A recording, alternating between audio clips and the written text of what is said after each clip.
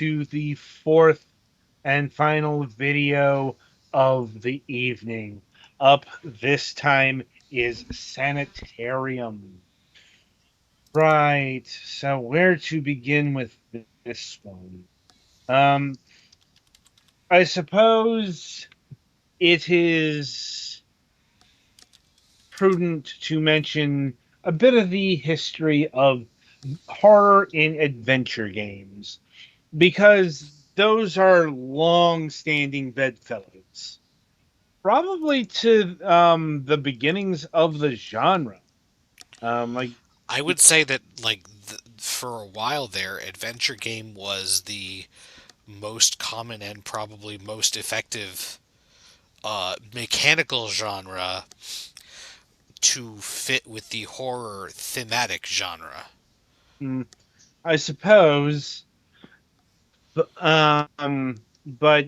like I said, you could probably trace this all the way back to Roberta Williams' first game, Mystery House, and just like delineate from there to everything from Maniac Mansion. I know that's a comedy as well, but it's a comedy horror thing, or at least it's in the mold of horror. How scary Maniac Mansion ever was is probably a very subjective affair.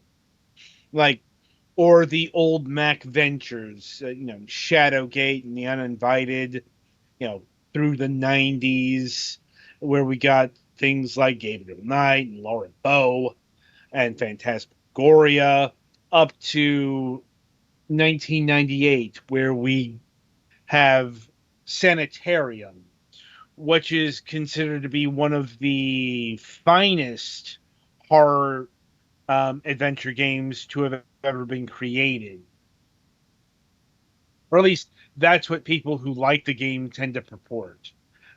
Um, Sanitarium is one of those games where I'm not sure how much business it did in the year of 1998, but it wasn't exactly a huge seller because it was 1998. The state of adventure games in 1998 was, on the one hand, this is the year that gave us, for example, Grim Fandango. I'm trying to remember if The Last Express came out that year or 1997. Um, the point is, we were still getting great adventure games, but the genre was on the downward slope there at the end of the 90s because um, they were quickly being supplanted by other forms of showcase media because adventure games were also very much a showcase of graphics by the 90s. Um, Not so much Sanitarium here. Um, like, if you wanted the graphical showcase of around this time, we're talking about Riven, the sequel to Myst. I will never get over that is the official title of that game. Like, but you can see Sanitarium here looks very of the time. It's 2D isometric, top down perspective. An uncommon view for adventure games, I will give it that, especially here where 3D was um, fairly prevalent, um, but not unviable, at least in the abstract. Like, the problem here is the passage of time. Um, because, how do I put this? Well, I suppose I'll put it plainly. Uh, this game is from 1998, and it looks a bit pre-rendered, doesn't it? I'm not sure if it's actually the case, but I wouldn't be surprised. Yeah, I That was. it, that Um, is the aesthetic they seem to have going on here. Yep. yeah. So that makes things difficult because it's kind of locked in at this resolution. So you get unintentional pixel hunting, but pixel hunting nonetheless. And if you don't, you're not familiar with the term, that's an adventure game colloquial term for having to click every single and solitary Bezos out there in order to find the one spot that has the item you need. And that's very much a problem here, but it's exacerbated by the passage of time, because things are, first of all, locked in at not sure 240p, um, probably 640 by 480, in terms of actual dimensionality. That was really the highest you typically Mm, could go in the late 90s, um, at least with regular computer hardware. Like you could go beyond it, but you really needed to have power in your system. The point is that combined with the murky, dingy art style, there was more than one occasion where I was getting stuck simply because I couldn't see the item because it's so goddamn blurry, um, to look at. Once again, that's not necessarily a fault of the game. That's just the ravages of time speaking. But I did think it would be important to bring up, since it's it's the year of 2024, and that's a problem in the here and now, and quite honestly, the future, unless this game gets some sort of night dive level remaster, where they actually go in and re-render the sprites mm-hmm. at 4K. You know, that's that's the kind of thing Night Dive, and really Night Dive alone, is doing.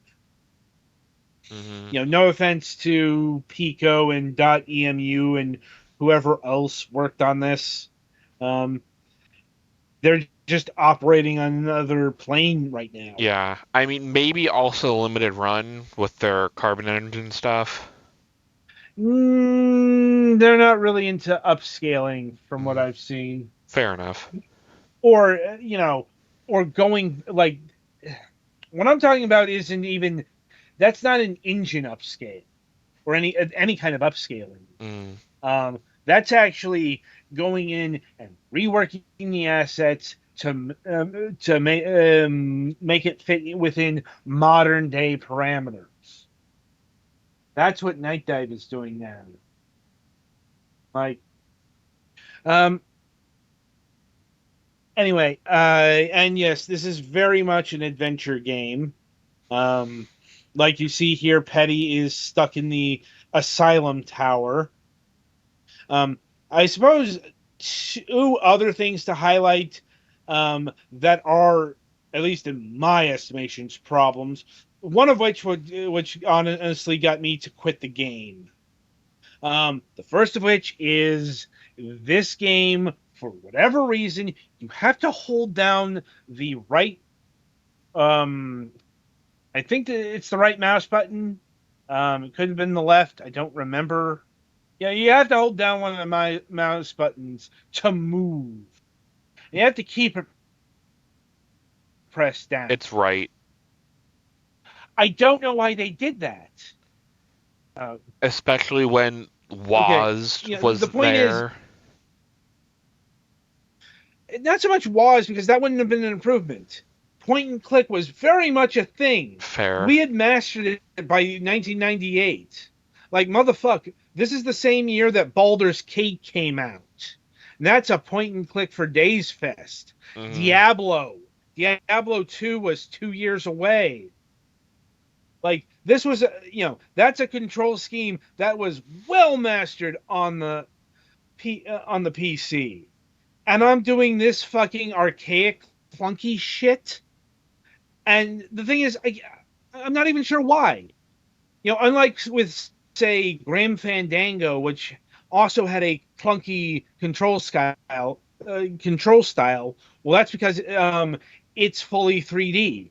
You know, that's a new frontier for adventure games at that point in time. They didn't know how to work it in that space. They were figuring it out at that point.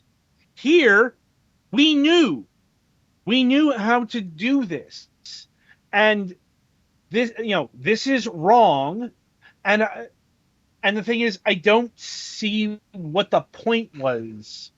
Like, it doesn't feel like something that was done to you know immerse yourself in the survival horror or what the terror or whatever um sort of terminology you want to use. Like the common defense of tank controls in early survival horror.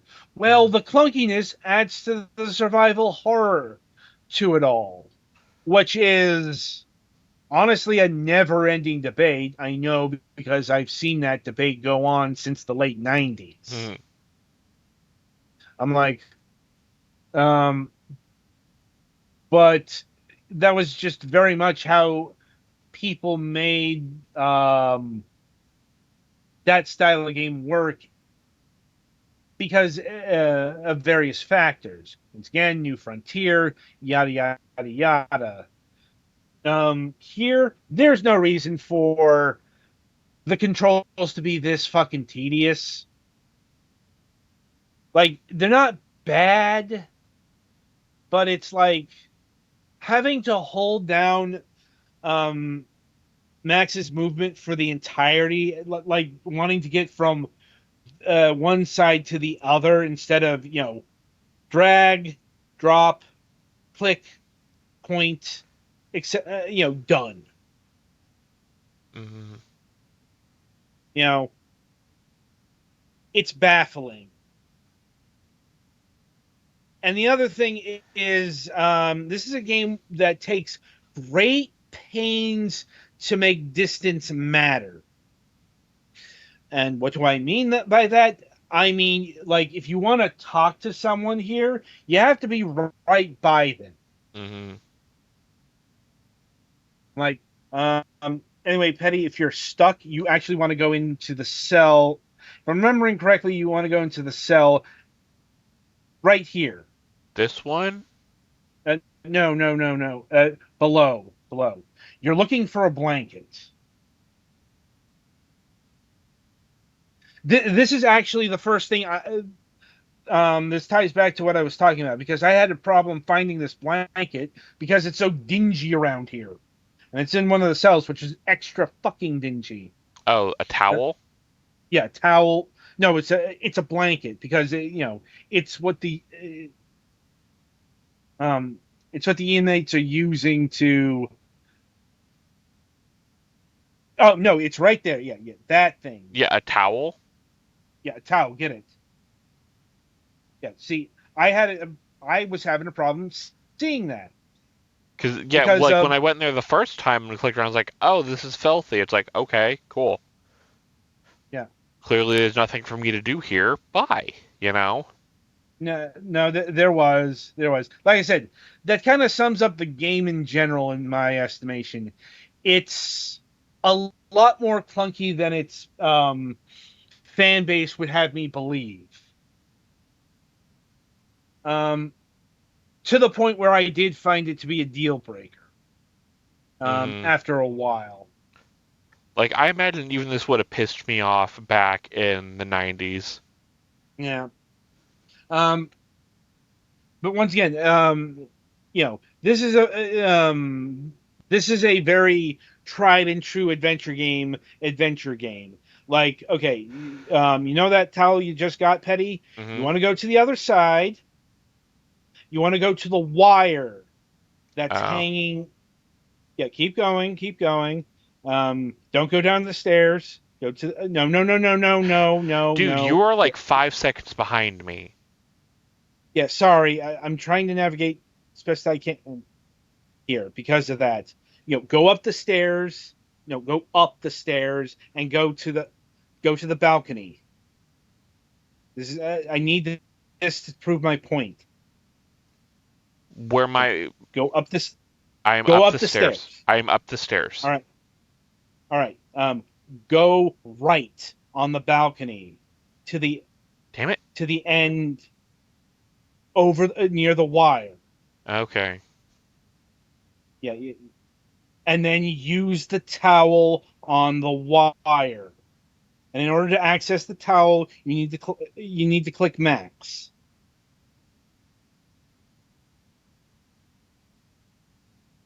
and that will get you to the other side of the gap. And isn't that some fucking adventure game logic right here? Yeah. Say hello to the '90s, people. This is the this is Hey, at least it's not a totally edible cream pie that you I must know, reserve for Yeti faces. I know. Uh, Believe me, there's a lot of sins King's Quest games have committed, but I'm just illustrating that this is a prim and proper 1990s adventure game with the logic contained therein. You will have to prepare accordingly. So, um, with that in mind, there are a few other twists and turns later on. Um, this is one of those adventure games that will have logic puzzles added. You know the type.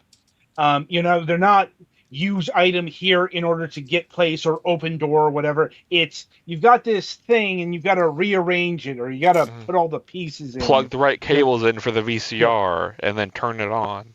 yeah, yeah.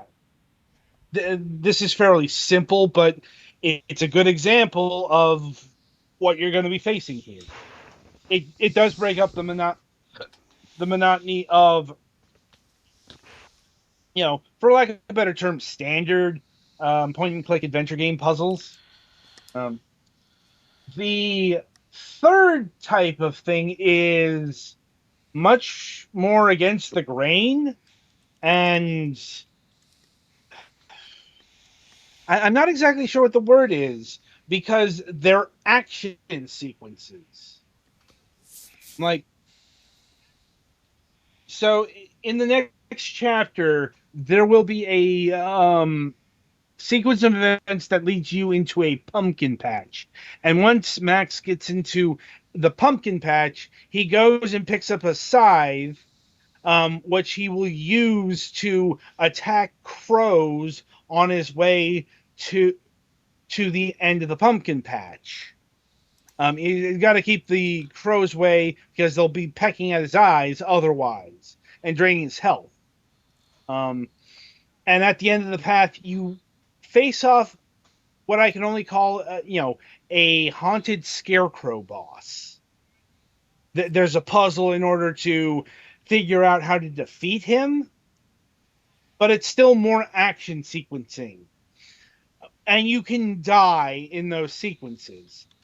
But here's the thing going against the popular grain of adventure games that weren't LucasArts, you can't die in this game, which is very unusual for a horror point and click adventure game coming out in 1998. Um, because even if you die in these action sequences, all you do is you start at the beginning. It's kind of a minimal penalty thing. I'm not saying that's good or bad. It's just weird. The actual sequence itself could have been worse. I've seen this kind of thing done in other games to much less effect, but I'll admit, action is also similarly clunky.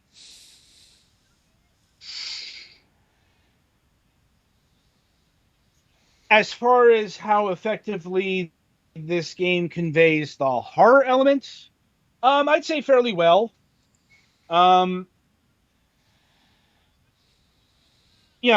we've got the I don't want to say bog standard, but like it is pretty bog standard in terms of horror to have a creepy, insane asylum that looks something right out of fucking Batman. Like they probably really did want to call this Arkham Asylum, but couldn't use the name because The suits in Batman. DC would be like, the fuck? Yeah, but tell me I'm wrong. Where you'd expect to come across Joker and Two Face in this Oh, thing, yeah. right? I'm like, so it conveys the ambiance fairly well. And the next chapter, um, you got to go. You got to use the key on the statue, and that will unlock the next chapter, Oh, boy. um, which is going to be a whole different setting, because there's some mind games going on. Let's say I Oh, don't want to wow. give Mind away. games going on in the asylum. Who would have thought? Yeah. Um, well, you'll see in a minute because things are about to Oh, get. God. This camera style is definitely in vogue of the late 90s. Jesus. They could only afford Yes. 10 frames per second back then. Well, no, just Yeah. like over the shoulder angel thing. Oh, yeah. Yeah. How Yeah. many shows of the era did that? I lost fucking count. Oh yeah. I'm looking for my local UPN affiliate's call I was sign. just about to say, did we just stumble into the start of a Buffy episode? No shit. Like, and kind of. This would not have been out of place in an episode of Buffy the Vampire Slayer. I know it wouldn't. It's just where she's going to take you is probably best to be said one of the numerous sequels to in the Children of the Corn Oh, franchise. God. Oh, because oh boy, yeah. Chapter 2 is when things get freaky, and I do mean freaky. Because I swear I've seen this horror movie Yeah, I was somewhere about to before, say, did Stephen King write this? maybe, but okay. The conceit here is you're in a town where all the parents are gone and only the kids are around. And also the kids are hideously deformed. So this is where Fallout got it from. Um, no, this is actually something I like. If Fallout did this, it would have a satirical edge to it. Well, I think it was like, I can't remember if This it was is Fallout 3 or 4. There was actually a whole thing where there's a town, there's like a virtual town thing where all the adults are gone. And there was yeah, I also think a that's vault Fallout. where all the kids were gone. Or Yeah, I all think the that was adults were Fallout. gone. I know what you're talking about. I think that was Fallout 3. Mm. Like, but like for example, this girl here is jumping rope and she's missing. She's called peg leg because her legs have shrunken to stubs, and she's got fucking peg legs now. And like the one of the children over there has two mouths, and Yeah. like I said, real body horror stuff at this stage. Um, and in terms of the conveyance of the horror, um, how effective is this? Because a lot of that is confined to the portraits. Mm-hmm. Like, it's a missed opportunity in my estimation. Um, because you don't really get to see the finer details of the grotesquerie in these windows here. You can sort of see it, especially with um some of the children whose faces are legitimately disfigured. Others not so much. Like, but they're trying to do their best with late '90s technology, which is always going to be limited in these aspects. Hmm. Like, and just look at their cutscene power here. Hmm. I mean, this was probably scarier in 1998, but Oh yeah. you know, it's like I feel like I'm looking at a plasticine model now. Like that's another unfortunate byproduct of using pre-rendered everything. I'm like, it's got that fucking plastically look that I hate so much. Hmm. Um, Because the more reflections means it's more quality, right? it's just how things came out in those days. It's just, Well, even I, now it's still a problem. eh, it's really not because we don't pre-render things these days. I mean, like for a lot of things nowadays, like they put like this almost plastic-looking sheen on a lot of things and call it HD. That that's different though. That's a specific intent.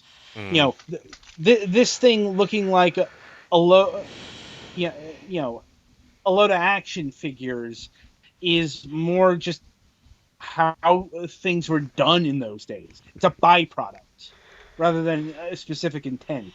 Mm.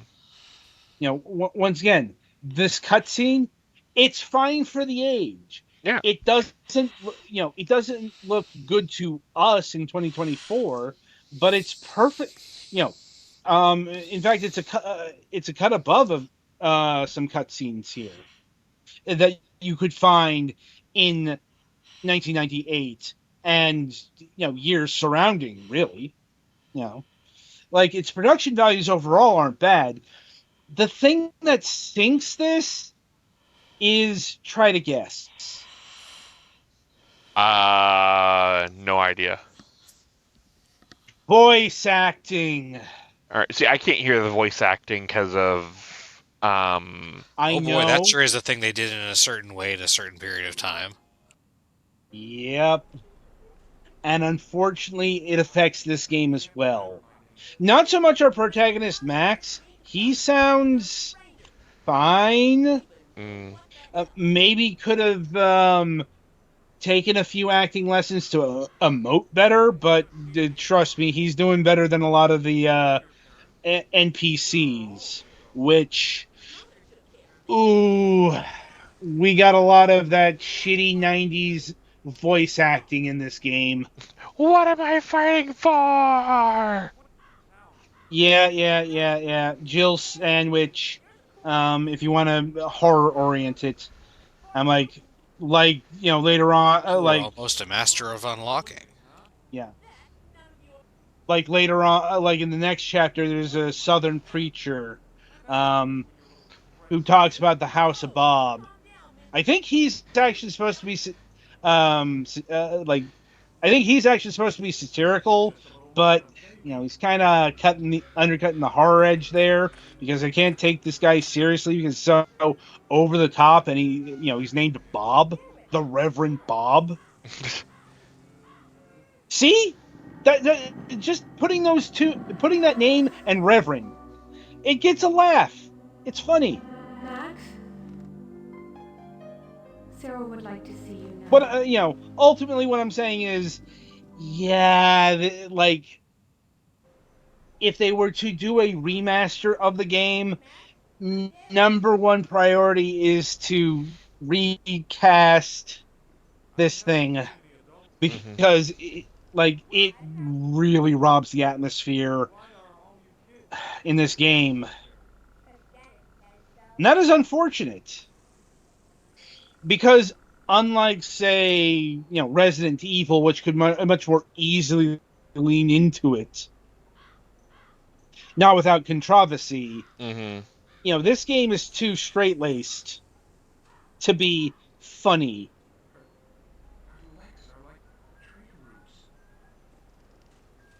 Um. Anyway, um. So overall, um, I did find this to be a strong adventure game, just marred by decisions that were baffling, um, things that are not its fault. Like, it is dated. I'm not going to sugarcoat it. Like, and that's probably going to turn some people off. Um, and also, it befell some of the production value foibles that really harmed the industry back then. Because the shitty voice acting is funny, but it's unintentionally, and it's um, undermining the serious work that people are trying to take seriously. This is why this is why Konami re-recorded the voice lines for Symphony of the Night. Mm-hmm. When they did the PSP update. I know people were pissed off because What Is a Man is one of the most iconic narmy, to borrow a term from TV tropes, um, lines in video gamedom. Mm-hmm. But like, look, they are It's trying to especially a make you problem pay. when parts of the mimetic remembered dub are actually factually incorrect. Right. The point is, like, But it's like with. a lot of the time, they can figure out ways to still partially include Yeah. those. Admittedly, part of that was also because they had to match up the lip flaps with the Mm-hmm. Japanese, and they just couldn't. Yeah. And it's also like, with Resident Evil, like Resident Evil was campy, but unintentionally so. And when the creators of the franchise found out that this wasn't being taken seriously, they were actually not pleased. Because no, Resident Evil was meant to be taken seriously. I know that sounds odd because it's Resident Yeah, Evil. ironically, the series has developed in a way that is now perhaps outdated. Yeah, it's like, That they wanted it to be taken seriously. I mean, that wasn't their intent. That's just how it developed. Anyway, so in terms of pricing, this is a very reasonable game, clocking in at $9.99. Um, if you can stand the archaic parts and the baffling parts that I mentioned, I would say that this game is worth going in for. Um, it is also worth noting that this title did get ported to mobile, both iOS and Android, about 10 years ago. And it's still up. I did check. And it is cheaper on Android. You can get it for $3.99. Though no idea if they divvied that up, the chapters up into mobile purchases.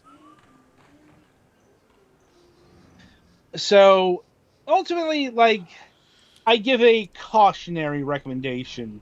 Like, I admire the work done and the aims projected, and I can see why this is a cult classic. And honestly, I like, in terms of underground horror point and click adventure games of the late 1990s, I like this a whole lot better than, say, Harvester or Bad Mojo. But I'm definitely not one of those super fans who will extol this virtues and call it one of the greatest adventure games of all time. No, I don't think it's on that level either. Right. So, any other questions, comments, or concerns? I think I'm good. Yeah, likewise. All right. So, coming up on the week ahead, once again, reminder MSP is on break, so nothing there. Coming up on Wednesday, November 6th, we'll be welcoming Antonio Iglesias of Kraken Empire. We will be talking about their tactical strategy game, Toy Tactics. And we do have a Friday show planned, though the guest hasn't gotten back with me. Concerning there. Probably ping him tomorrow or ping his agent. It's one of those guests that I'm working with a middleman here, Oh which is always boy. an extra layer of anxiety. Um, anyway, enough sausage making. Gabe of Gabaco Games. Think that's how that's pronounced. It's Gabbaco. Ah, so it's not actually Gabeco. No. And we will be That's how I'd talking. say it, Gabeco. Yeah. And we will be talking about the Bubbo universe of games. Bubbo is this like black abstract creature that stars in a bunch of different games like Bubbo Burst, Bubbo Venture, Bubbo Escape, and Bubbo Collect. So that's happening on Friday. And yeah, until next time, I shall wish you good gaming.